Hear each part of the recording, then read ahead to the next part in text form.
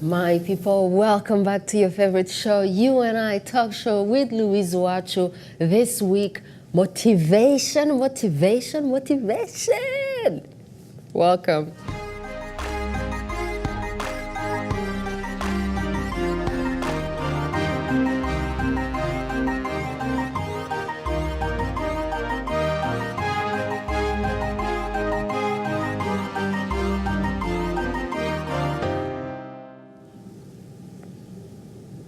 All right, my people, welcome to the show. Today we have Kieron SWEENEY. Am I saying it right? You are, very good. Wow, it sounds sweet. SWEENEY, like sweet. Yeah, sweet. Where does it come from? Sweet. It's Irish, yeah. Irish? Yeah, I'm Irish. You're actually from Ireland. Well, my mom and dad are from Dublin, and I was born in England, but raised in Toronto, and now I live in the best part of the country, Vancouver. Yes, the best part of the country, definitely. Well, thank you for being here. So, it's a pleasure. You're a motivational speaker, and you will be speaking at TEDx in Vancouver. Correct. How did you get into the motivational business? Were you just like overflowing with motivation, and then you're like, okay, I need to like share this? Actually, you know, my story is probably similar to a lot of people who end up becoming speakers. Is at some point in your life you face a challenge, and that challenge takes you in a different direction in life. And what I started to do was, well, I'll tell my story. I was doing well in business in 1989. I bought a patent for a ski product, took it to market, was doing really well.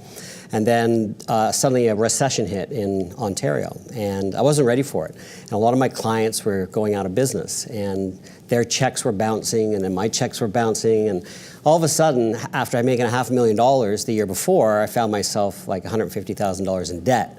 And cash flow was drying up, and I had to basically move back home with my parents because I was 31 and had to move back home. So that was my big turn in life. So, and I say to people, you know, when you have to move back home with your parents, it's tough to get a date. So yeah. So it was a tough time in my life. But what happened was I went to see an evening seminar, and Bob Proctor was speaking. No way, you got to see Bob Proctor in person. Not only that, he actually became my coach and friend, and ultimately my mentor. So I love him. That's how I started to get into it. Oh, he's a great man, and I got to know him and Jack Canfield. So I started studying with them, and a lot of what Bob teaches is mindset. And so I really was opened up to a whole new area of mindset training and how you think and how thoughts are so powerful. And I started to apply everything, and within about 2 years I was completely debt-free, and within 8 years I'd become a millionaire, and all of a sudden my life was just living the dream. Wow. So I just got to know Bob and stayed with him, and then he invited me to go to Israel to a conference he was speaking at. And I went, and I wasn't really going there just more as a kind of in mentorship. And during the conference, he said, he came down from a break and he looked at me and he said, "You're up next." No way. So I had never had any formal training, really, and all of a sudden I'm speaking on a stage in Tel Aviv, Israel. Half the audience speaks English, the other half speak Hebrew. Yeah. And 45 minutes, and I was addicted. I was like, I was just on adrenaline, just energy. It was the best way to do it. Yeah. So I continued to train and work in that area, and I started doing sales training and started doing talks on it. And then in 2006, I was asked to become a speaker with a very large motivational company based here in Vancouver. And then for the next 6 years, I traveled all over the world doing talks, speaking, training courses mainly. Business courses, mindset courses, personal development, and it's just been an incredible journey. And then I went on my own and started branding myself in 2012, and that's kind of where I'm at right now. I'm building my own business in motivation. Wow. So how long after that did you actually get to be able to move out of your parents' house? Well, I was there for about 2 years. Okay. But you know what? It was actually really humbling and probably the best thing that happened, because it gave me a chance to reconnect with my parents. And because, you know, after I left high school, I went traveling, and I'm a world traveler. And so I was living overseas a lot and really not seeing my parents or my family much. Came back, went to university, left university, went traveling again, then came back and started working, and I ended up working in foreign affairs, and I was working overseas, and then when I started my business, I was gone again. So it gave me a chance to really to spend more time with them, so it was good. It was Yeah, and to also show you who is actually there for you. I mean, I think when things are going hard, that's when you find out that, you know, you had so many fake friends. Did you find out that you had? Not too many. I've got good friends, you know, but you know, I had friends who really helped me in business in the early days. Like we'd be packaging product in my living room and doing stuff like that. So I mean, I truly went through the entrepreneurial journey, and just, you know, from starting a company, you know, in your garage, if you will. And, you know, my office was on the 33rd floor of an apartment building, and it's just how you start, and you make it work. Wow. Yeah. So really, by listening to Bob Proctor, that's what changed you. Because, I mean, people always hear about it, but you never actually believe it until you meet somebody that has experienced it. I think we're going to take a short break, sure, and then come back and go into it. Great. Like it happened to you for real. Talk show with Louise UWACU. We love you, the authors, the musicians, the comedians, the entrepreneurs, and all other talented and inspiring people. Please contact info@uwacu.com to be a guest on the show.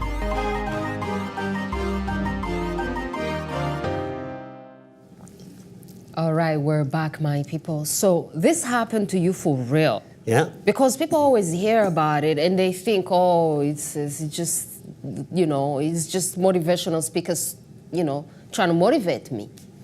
Well, I think we all need inspiration, and there's various ways to be inspired in life. I mean, people have religious inspiration, they have, you know, personal development, personal growth. I think as humans, you know, we're all emotional beings, and we want to feel good, but, you know, life has its challenges and its ups and downs, and things happen in life, you know, whether it's in business or relationships or sickness, and so, you know, we need to look inside for that inner power to get through any challenge in life, any obstacle. I mean, there's always somebody going through an obstacle, right? And we all do it. I still go through obstacles and challenges, but I have the training, I have the mindset now to be able to not let anything bother me. And so in my career, and what I learned from Bob is that, you know, thoughts are so powerful. I started to pursue other experts in the field, and it was a guy out of Edmonton named Leland Van Vanderwall. He's now passed, but he really got me to be more aware of it and be cognizant of everything I was doing in life, you know, like my actions, my feelings, you're right down to your thoughts. And then there's a man who was in California named Thomas Wilhite, and I started to read a lot of his material. And I really started to understand how this works. And, you know, a lot of people, when I say what I do for a living, they're like, oh, like The Secret? Yeah. And, like, and The Secret became kind of the benchmark. So especially since these guys were in The Secret. Sure, yeah. And then, like, The Secret became like the benchmark reference point, and then Tony Robbins really created this industry for a lot of people. And, like, it's funny today, with the internet, you can see there are so many people coming into the public speaking industry. So many entrepreneurs that have gone through experiences and learned how to overcome it and become successful, and now they like to speak about it. I was just on the phone the other day with Josh Linkner, who's a very wealthy technologist in the United States. And he's a speaker now, and we have the same speaking agent. So I connect with all my colleagues through my speaking agent. Because, you know, a lot of times we can work with each other and help promote each other. So you know, thought is very powerful. And whether it's a positive thought or an unsupportive thought, it's going to manifest into reality more energy you put to it. So we have a saying that, you know, wherever your thoughts are directed, the energy of that thought will continue to manifest and bring back similar and like thought.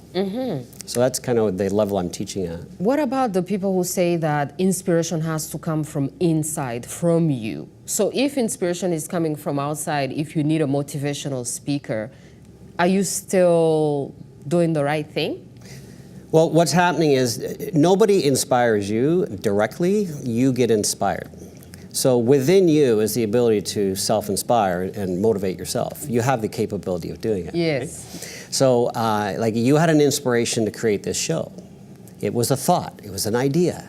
Now you could have had that thought and that idea and say, hey, one day I'd love to have a show. And one day I'd love to have a show. But you didn't, you took action. You had a thought which had an emotional connection, which then you started to put into action, which starts to magnetize and attract everything that you need. And all of a sudden, you know, you're at Shaw, you got a studio, you find volunteers to help you, and boom, your show becomes reality. Yes. That's what happens. It's like, you know what happened. Yeah. And you've had challenges, you've had obstacles, successes, things go wrong, but you, because of your attitude and your mindset, you've been able to create it. And anyone can do it, and nobody can stop you from achieving anything in life, only yourself. Mm-hmm. So that is so powerful. Yeah. But it's like a lot of people don't really realize that it's real, it's for real. I mean, you hear people talking about it all the time, but what does it take for somebody to actually take it and apply it? Belief, you know, belief, yeah, I mean, you have to believe that you can achieve whatever the goal is, and you have to trust, you know. Probably the biggest thing I learned was just trust, it's gonna work out. And ultimately I find everything works out, and this is what Bob taught me. He says, you know, don't worry about things not working out, because whatever's going to happen is going to happen anyway. I mean, that's an old Buddhist belief anyway, but it's just, it will happen the way it's meant to be. And just go for it. Just Very pursue nice. And so something that you have created, which is so inspiring, is MagCreators. Yes. Can you tell us about that? So about 2 years ago, I was actually getting a little concerned about my lack of understanding of technology and the internet, and I just saw a lot of my colleagues were getting ahead of me, and I said, okay, I want to get into this space and I want to understand the internet more. I mean, I've been on the internet for years. I know what is being done, but I just didn't know how to do it. And so I thought, my students kept coming to me and saying, you know, we need more technology tools, we need more internet marketing tools, and I'm like, well, I don't have that. And then a friend of mine in Australia created a program where he was teaching people how to create digital magazines. And I looked at it, and he only offered it like once, and that was it. And he offered it, showed people how to do it, and that was it. And I thought, you know, I'm gonna make this into an industry. Like, this is brilliant. So we created a platform, and it's an online course, and it teaches entrepreneurs how to create, publish, and monetize interactive digital magazines. Hold on. Not just create, but also publish, Yeah. and then monetize. Correct. Wow. Yeah, it's powerful. So what I do is I target entrepreneurs, and I offer it to them as a mechanism to elevate their level of authority, because when you publish, you become more of an authority in your industry. And one of my business partners, who's one of the original sharks on the Shark Tank, his name's Kevin Harrington, I pitched him on this idea, and he joined my company. And so he said, the reason I got involved is because when I first published a book, it cost me $50,000 for my ghostwriter. It cost $250,000 in marketing, and what happened was he got a call from what's his? I'm blanking here. The producer of the Shark Tank, and got on the Shark Tank. And he said, if I hadn't published, I would have never got that call. Mark Thompson, I think. Yeah. And so he got that call, and then all of a sudden he's in the Shark Tank, and now his career has completely taken a new direction. Wow. Okay, let's take a short break and come back and keep talking about it, because we need to go into the Shark Tank too. Yeah. U&I Talk Show with Louise UWACU. We love you, the authors, the musicians, the comedians, the entrepreneurs, and all other talented and inspiring people. Please contact info@uwacu.com to be a guest on the show.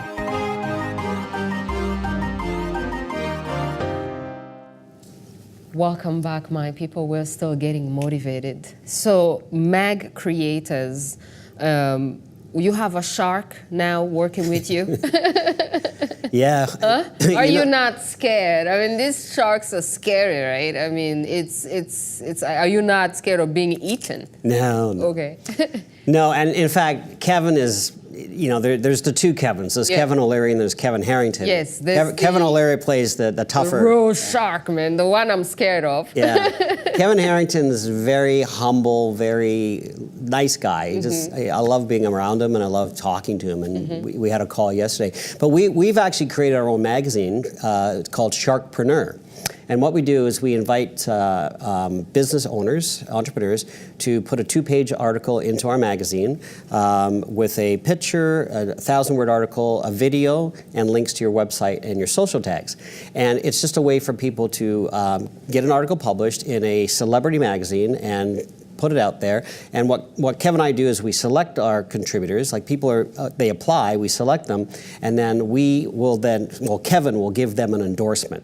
That endorsement has so much mileage.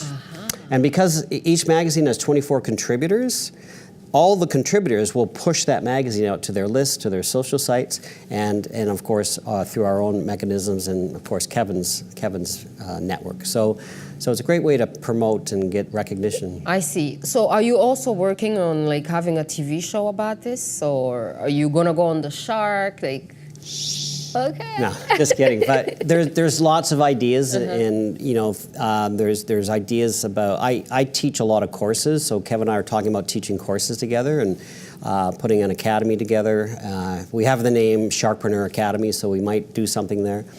We will probably. Actually, we're being featured in a film. So I was recently selected to be in a film, and the film is about how business coaches can work with an entrepreneur and significantly increase their profits over a 4 or 6 month period. So I'm working with a woman in New York City who's got a gourmet organic tea company. And I've been coaching her, and then Kevin and I are coaching another entrepreneur who actually had his product on the Shark Tank, but wasn't selected to get any of the sharks to invest in them, but the recognition he got, and you see anyone who goes on those shows, it doesn't matter if they invest in you or not, the publicity is priceless. Yeah. So it's just for that. I have a friend going on Dragon's Den, and she's going to get huge publicity. She has a pet supplement, anti-aging pet supplement. Tell me that's not going to sell. So she's coming into our magazine too. Yeah. So it's just another. These digital magazines are powerful because they can be downloaded in 156 countries. So for an entrepreneur or a company to have it as a marketing tool, it's a very efficient, inexpensive marketing tool, and it's powerful. Yeah, especially since like print is kind of going out of business. Totally. So this is probably the next stage where people are going to have to do it digitally. Yeah, correct. It's digital, and it renders on mobile devices.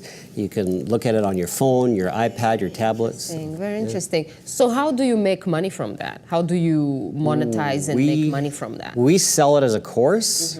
So entrepreneurs can buy the course, and we also have a done-for-you program. So I can make a magazine. So I've just done one for a TV producer. I'm doing one for a Fortune 500 company in Detroit that's buying one, and they actually want to take theirs and promote it to all their clients and encourage their clients to buy it as well.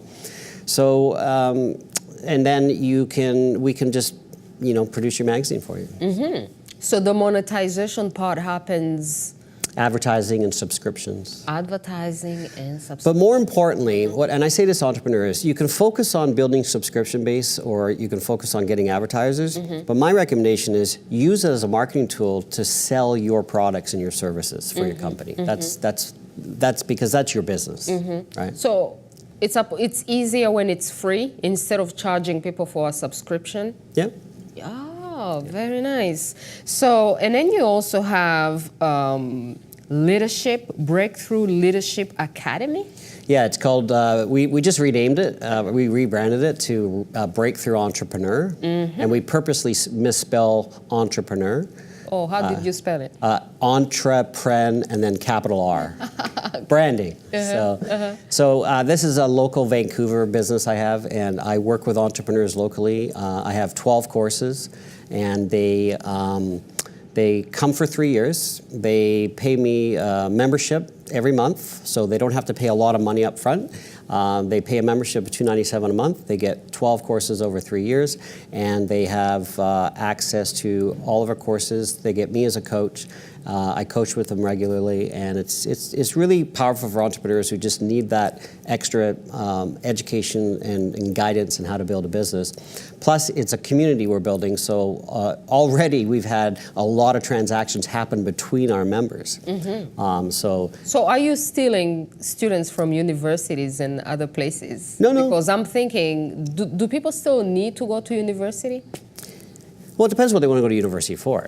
So, I mean, I went to university, and it served me in more ways than just education. It was a great social experience. It was a great leadership experience because I became president of the student council. I actually produced a film at university. So, you know, university can be a place to grow and enhance. And I encourage people to go because just for the social interaction and just, I mean, you meet friends that'll be your friends for life at university. Yeah, right? You never know. So. All right, let's take a short break, my people, and come back. U&I Talk Show with Louise UWACU. We love you, the authors, the musicians, the comedians, the entrepreneurs, and all other talented and inspiring people. Please contact info@uwacu.com to be a guest on the show.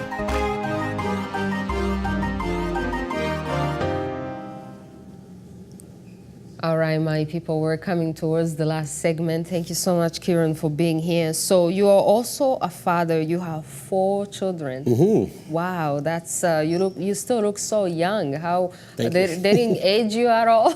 No, they're my inspiration. And then, 4 kids, 2 boys, 2 girls. 2 boys, 2 girls. And then you're saying that they're excellent negotiators. They're excellent negotiators. I wonder how they got like that. I wonder. So really do you think that negotiation, being able to negotiate, is that a skill that you teach? Is that a very important skill? Yes, if you're in business, you need to know how to negotiate, and it's a fundamental skill. And you know, there's a way to negotiate where everybody comes out feeling great, and there's a way to negotiate where things just don't work out. And you know, there's always give and take, and you have to be.